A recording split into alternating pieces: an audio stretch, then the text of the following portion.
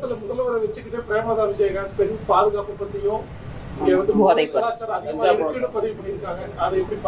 பிரேமலதா அக்காவை சில நேரத்தில் நம்ம பாராட்டணும். ஏன்னா அவங்க வந்து ரொம்ப தெளிவா சொன்னாங்க.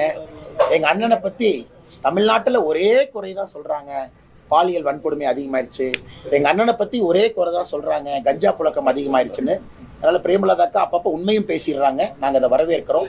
அதுவும் முதலமைச்சரை வச்சுக்கிட்டே ஒரு கூட்டணி கட்சி. ஐயா, இது மட்டும் இல்லை, மார்க்சிஸ்ட் கம்யூனிஸ்ட் கட்சியினுடைய தலைவர் அவங்க என்ன சொன்னாங்க, நாங்க திமுகவோட இருக்கோம், ஆனா திமுக ஊழலுக்கு நாங்க பொறுப்பில்லை. இதெல்லாம் ரொம்ப வித்தியாசமா இருக்கு. புதுசு பாஸ் அப்படிங்கிற மாதிரி திமுகவுடைய கூட்டணியில ஒரு தலைவருமே இன்னைக்கு ஸ்டாலின் ஐயாவை பத்தி இப்படி சொல்வது பொது இடத்துல ரொம்ப புதுமையாக இருக்கிறது. தேர்தல் களத்தில் கூட திருப்பரங்குன்றம் விவகாரத்துல வந்து முருகன் அருளால திருப்பரங்குன்றத்துல விளக்கு ஏற்றப்படும்ங்கிறதையும் பிரேமலதா பதிவு பண்ணியிருக்காங்க. கரெக்டுங்கன்னா அது ஸ்டாலின் ஏத்துக்கிறாரான்னு தான் எங்க கேள்வி.